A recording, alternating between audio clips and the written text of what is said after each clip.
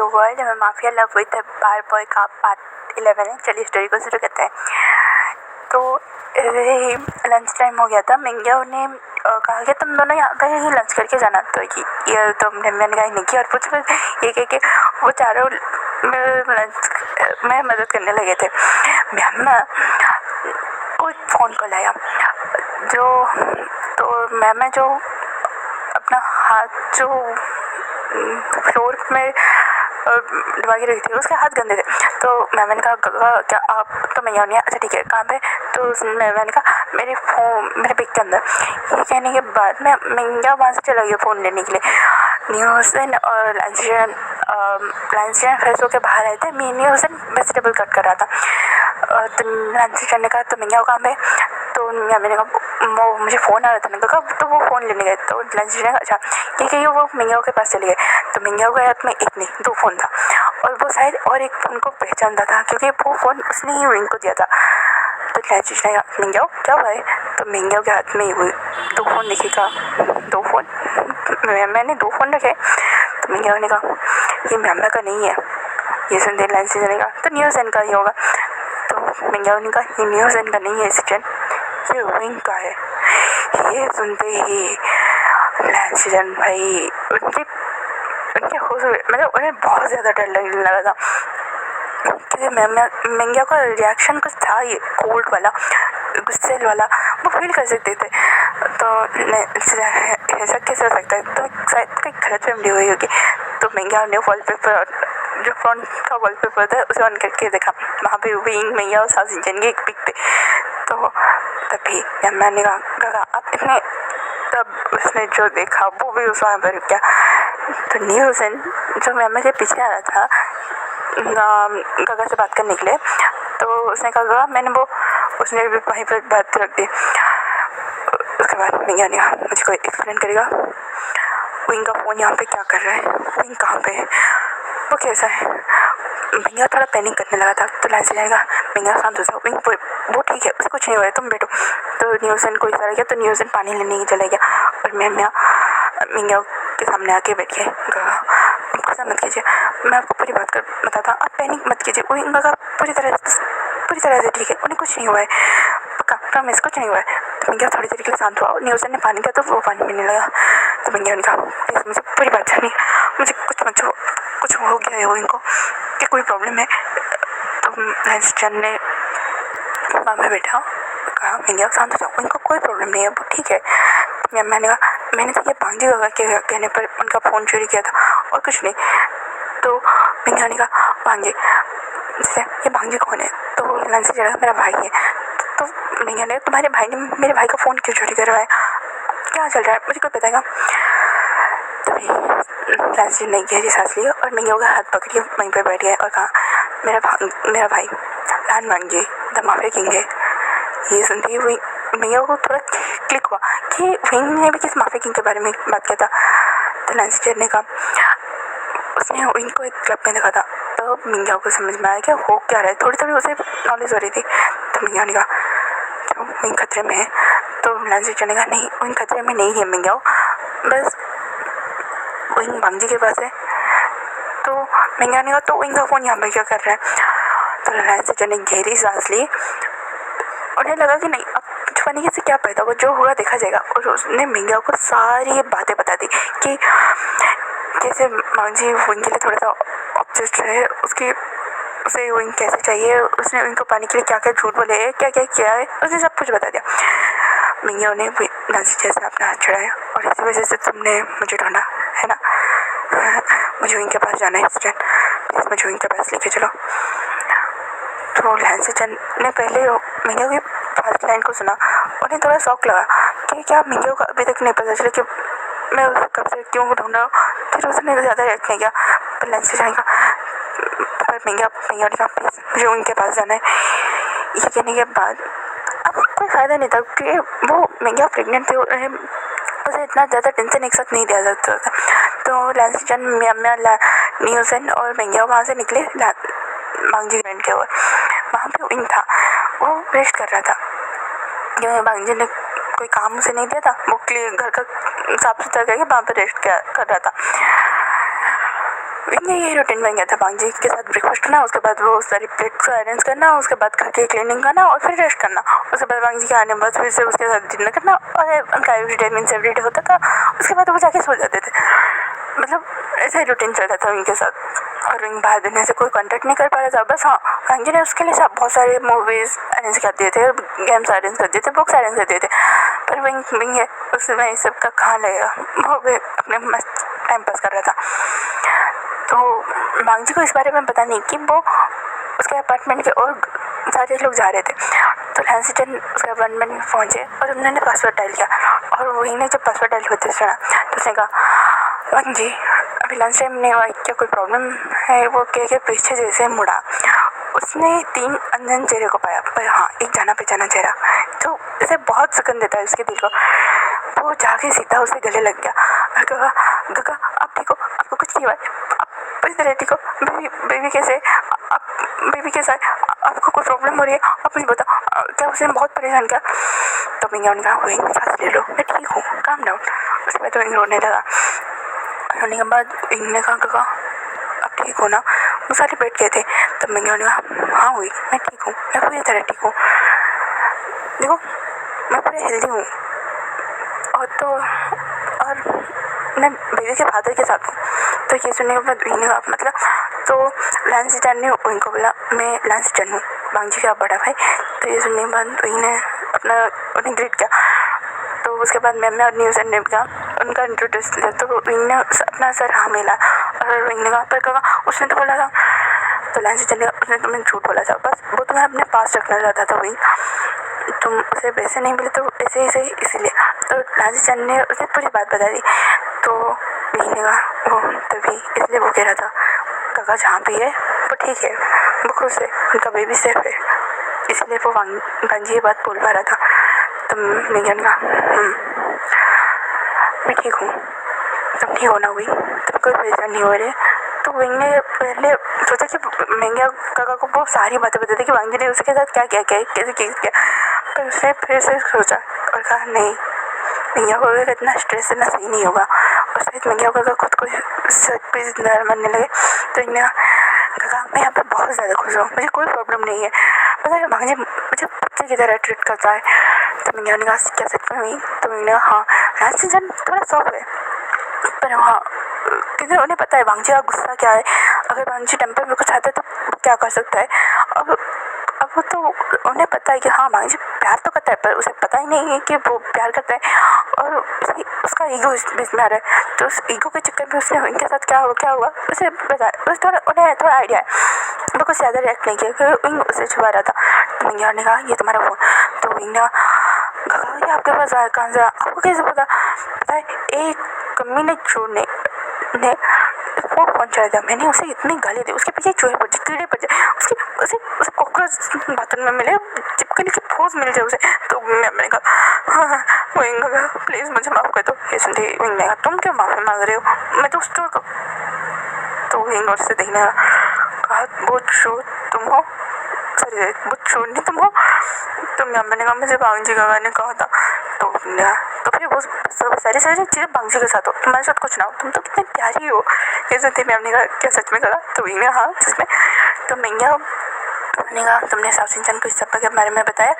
तो विंग ने कहाँ से पता था, ये खड़ूस एक नंबर का अकड़ू वो मुझे बात ही नहीं करने देता किसी से। तो महंगा थोड़ा स्माइल करने लगी और लैंसिटन महंगा और न्यूज़ है उसे शौक में देख रहे थे उनको। तो इनमें लाइक क्या वो है, ऐसा ही है अकड़ू खड़ूस, मतलब बदतमीज के महान है वो, और उसके सीने में दिल नहीं है। तो ये सुने महंगा ने कहा पर उसने तुम मुझे अपने बेबी के फादर से मिलाई हुई। तो इन्हें हाँ, तो इस बात पे मैं उसे कुछ नहीं बोलूँगा, ठीक है। तो ये सुनने पर महंगा ने किस मान लिया क्योंकि हाँ जितना दिखा रहा था महंगा समझ पा रही थी कि इनको स्टार्टिंग में थोड़ी प्रॉब्लम है पर अब नहीं है। महंगा पर समझ गई थी कि हाँ यहाँ पे वही ठीक है। तो महंगा ने कहा तुम सच में ठीक हो? तो इन्हें हाँ गगा मैं ठीक हूँ, मैं सौसिंचन गगा से बात कर लूँगा, उन्हें पूरी डिटेल में बात बता दूँ। तो महंगा ने तुम्हारी मर्जी, ठीक है। तो उसके बाद महंगा वहाँ से चली गई थी। सचिन ने विंग को थैंक्स बोला था धीरे से, क्योंकि सचिन समझ गए थे विंग किस हालत में है, किस प्रॉब्लम से गुजर रहा है। फिर भी विंग ने मिंगिया को कुछ नहीं बताया, तो विंग ने कहा इस ओके, प्लीज़ काका का ध्यान रखिए। तो सचिन ने कहा अच्छा ठीक है, मैं रख लूँगा। पूरी डिटेल में बात बता दूँ तो मिंगिया ने कहा तुम्हारी मर्जी, ठीक है। तो उसके बाद मिंगिया वहाँ से चली गई थी। मिंगिया ने पहले सचिन को कांटेक्ट करने के बारे में सोचा था, पर उसने कहा नहीं, कुछ सिक्योरिटी रीज़न की वजह से रहने नहीं देते हो, कांटेक्ट नहीं करती हूँ। ये सोचने के बाद मिंगिया ने सचिन को फ़ोन नहीं किया था और कुछ ज़्यादा बातें नहीं की थी। तो मिंगिया वहाँ से चले गए थे। लांसीचंद मैम न्यूज़न भी चले गए थे। न्यूज़न मैम अपने घर चले गए थे और लांसीचंद मिंगिया के साथ वापस आ गए थे। तो मिंगिया ने कहा, मिंगिया को पूरा साइलेंट ट्रीटमेंट चल रहा था, उसने लांसीचंद को कुछ नहीं कहा। तो लांसीचंद ने कहा मिंगिया, तो मिंगिया रुक गया। लांसीचंद ने कहा मैं तुमसे सच में प्यार करता हूँ मिंगिया, ऐसा नहीं है कि मैं उनकी वजह से तुम्हें मिला, हाँ उनकी वजह से तुम मुझे मिले, ये बात सच है, पर मैं तुम्हें ढूंढ रहा था मिंगिया। तो मिंगिया ने कहा और आपने मुझे ये बात बताना नहीं समझा कि उनके साथ क्या हो रहा है, क्या सचिन शो। तो लांसीचंद ने बता दिया कि हाँ सैंग बांगजी का फ्रेंड है और उसके असिस्टेंट के तौर पे काम करता है, और इनको दूर रखने के लिए ही वो इनके किसी भी इनको हार्म नहीं करना चाहता था। तो मिंगिया ने कहा हाँ, वो इनको डराना चाहता था उसके वीक पॉइंट को लेके, है ना, क्योंकि उसे पता था हम ही उसका वीक पॉइंट है। तुम्हें पता है सचिन, एक ऑर्फन के लिए उसका फैमिली जब मिलता है वो कितने ज़्यादा वीक होता है, वो उसके लिए कुछ भी कर सकती है, यहाँ तक कि अपनी जान को भी। और तुमने वो इनके तो वांगजी ने इनके साथ कुछ बुरा नहीं किया। तो मिंगिया ने कहा क्या होगा तो तुम्हें पता भी होगा, तुम्हें पता है तुम्हारा भाई उसे कैद करके रखा है एक जानवर की तरह। तो सचिन ने कहा वो उसे कैद नहीं कर रहा है, वो उसे बचा रहा है। तो मिंगिया ने कहा हाँ खुद से। तो लांसीचंद ने कहा नहीं, हमारे पेरेंट्स है। सुनने हुए मिंगिया ने कहा मतलब। तो लांसीचंद ने कह दिया कि डैड अंकल क्या चाहते थे कि अगर बांगजी के पास भी अगर कोई आता है तो अगर बांगजी के कंपटीटर का नहीं होता तो उसे वो गायब कर देते थे, इसीलिए। तो मिंगिया ने कहा ओह इसलिए तुम मुझे भी। तो लांसीचंद ने कहा नहीं ऐसी बात नहीं है, मैं तुम्हें छुपाना चाहता था क्योंकि तुम्हें मुझसे प्यार नहीं था मिंगिया। तो मिंगिया ने कहा तुमने मुझे पूछा सचिन कि मुझे तुमसे प्यार है या नहीं। तो सचिन ने कहा मैं आप पूछा क्या तुम मुझे प्यार करते हो। तो मिंगिया ने लांसीचंद के पास गया और प्यारा सा लिप किस किया और पीछे हट गए। लांसीचंद भाई समझ गए कि मिंगिया ने हाँ कहा है। वो इतना ज़्यादा खुश है कि उन्होंने मिंगिया को उठाया और घूमने लगे। तो मिंगिया ने कहा सचिन साथ धीरे धीरे मैं प्रेगनेंट हूँ। तो ये सुनने के बाद लांसीचंद रुक गया और कहा थैंक यू मिंगिया, मुझे इतनी बड़ी खुशी देनी है। तो मिंगिया ने कहा पर अभी नहीं सचिन, घर वालों। तो लांसीचंद भी समझ गए कि भाई इतना कॉम्प्लिकेटेड सिचुएशन है, अब कुछ ना बताइए तो बेहतर है, वरना बहुत सारी प्रॉब्लम हो सकती है। तो लांसीचंद का अभी नहीं, जब तुम रेडी हो। तो मिंगिया ने अपना सर हाँ मिलाया। तो लांसीचंद ने कहा तो लंच करें। तो मिंगिया ने हाँ कहा और उसके बाद उनका प्यारा सा लबेसा लंच हुआ। तो मिंगिया ने पूछा क्या सूर्यांग जो उसे पता है ना कॉन्ट्रैक्ट के रूल जो सचिन के साथ हो रहा है। तो सचिन ने कहा बेचारा मेरे भाई के चक्कर में क्या क्या पापड़ बेल रहे, कुछ मत पूछो। मिंगिया ने कहा तुम्हारे भाई एक नंबर का डेविल है शायद। तो सचिन ने कहा डेविल का बाप है वो, तुम उसे एक बार देख लो इतना तुम समझ सकोगे उसका अराउंड ना डेथ थोड़ा घूमता है, पता नहीं विंग के साथ उसने कुछ नहीं किया, सीधा बन के बैठा है। तो मिंगिया ने कहा तुम्हारा भाई मेरे भाई से प्यार करता है। तो सचिन ने कहा हाँ प्यार करता है, पर उस उल्लू के पट्टी को ये नहीं समझ आ रहा है कि ये प्यार है। और ये जितने उस उल्लू के पट्टी को समझ जाएगा द ग्रेट माफिया किंग का वॉल टूटेगा ना, बड़ा मज़ा आएगा। तो मिंगिया हंसने लगे और कहा इनको कुछ नहीं होगा ना सचिन। तो सचिन ने कहा कुछ नहीं होगा, यहाँ तक कि सचिन भी बहुत अच्छा है तुम्हें। तो मिंगिया ने कहा मुझे तुम पे भरोसा है, मेरे दोनों भाइयों को कुछ नहीं होगा। तो सचिन ने कहा कुछ नहीं होगा। और सचिन के बारे में जाना कि वो दोनों सेफ है। वही तुरंत ही सचिन को फ़ोन करके पूछा कि तुम कहाँ पे हो। तो सचिन ने सारी बात बता दी कि वो कहाँ पे, क्यों तुमने मैसेज नहीं पढ़ा। तो वही ने कहा हाँ मैसेज पढ़ा इसलिए तो फ़ोन किया, तुम कैसे हो कैसे। तो सचिन ने मुझे बात बता दी वही उसने अपने पहले बार उसको देखा है, वो अपने पहले प्यार के साथ है और बहुत ज़्यादा खुश है, उसे कोई प्रॉब्लम नहीं हो रही है यहाँ पे। और तो और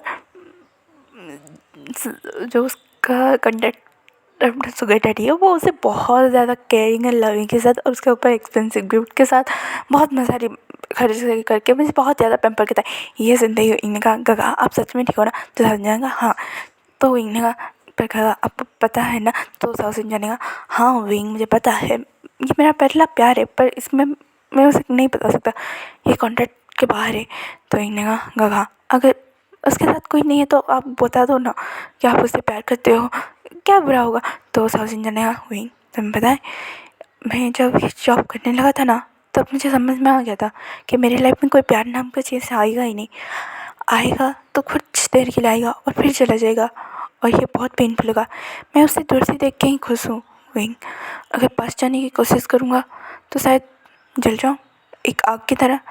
आग कितना दिखने में खूबसूरत होता है, फिर उसके पास जाओ तो जल जाते हो वैसे ही। तो इन्हें कहा गगा तो सासू जी ने कहा अच्छा तुम कैसे हो। तो इन्हें कहा मैं ठीक हूँ गगा। तो सासू जी ने कहा अच्छा तुम कहाँ पे हो। तो इन्हें कहा मैं घर पे हो। इन झूठ बोल रहा था सासू जी ने कहा पक्का तुम घर पे हो। तो स्विंग ने कहा अच्छा ठीक है आपको मुझ पर भरोसा नहीं तो क्या होगा कैसे पूछ लेना फ़ोन करके। तो सासू जी ने तुम्हें भैया को इतनी सारी बात बता दी। तो इन्हें कहा मैं उनके लिए बहुत ज़्यादा खुश हूँ, पर पता नहीं मुझे थोड़ा मामला गर्म सा लगा, शायद कुछ झगड़ा हुआ है। तो सासू जी ने क्या झगड़ा मैं बात करूँ। तो इन्होंने कहा आपकी मर्ज़ी, पर हाँ मुझे तो लगा वो प्यारा वाला नोक झोंक जो होता है वो है। तो सासू जी ने कहा तब मिंगिया को कहा। तो इन्होंने कहा हाँ मिंगिया को कहा प्यार में आप उनसे बात करो और उनकी फीलिंग को पक्का करो ताकि वो कन्फेस कर सके। पता है ना वो अपने बारे में सोचेंगे फिर अपने हमारे बारे में फिर बच्चे के बारे में, फिर सब कुछ होने के बाद ना उनके दिमाग से प्यार वाला भूत उतर जाएगा। तो सासू जी ने कहा अच्छा ठीक है मैं बात कर लूँगा मिंगिया को से। तो इन्हें आप पहले मैसेज करना उसके बाद फ़ोन। तो साउथ इंडियन नंबर क्यों। तो ये लगा पता नहीं मिंगिया को ने ऐसे ही करने के लिए कहा था। तो साउथ इंडियन ने कहा अच्छा ठीक है मैं वैसा ही करूँगा। ये करने के बाद साउथ इंडियन ने कॉल कट कर दिया था। एक्चुअली हुआ क्या था मिंगिया ने ये नहीं बताया था कि साउथ इंडियन जो रह रहा है वो स्वयं है, स्वयं जो है वांगजी का असिस्टेंट है। तो ये बात इनको पता नहीं थी, इसीलिए इनको लगा कि भाई हाँ चलो इत्तेफाक से ही सही उसके गगा कॉन्ट्रेक्चुअल रिलेशनशिप में है और मिंगिया को अपने प्यार के साथ है। उसे एक रिलीफ सा फील हुआ और वहीं सोचने लगा मिस्टर अकड़ू माफिया किंग तुम जितना अकड़ू हो बेदिल हो बेहद हो उतने तो बुरे नहीं हो, तुम दिल के अच्छे हो, तुमने मेरी गगा को उनका प्यार दिया।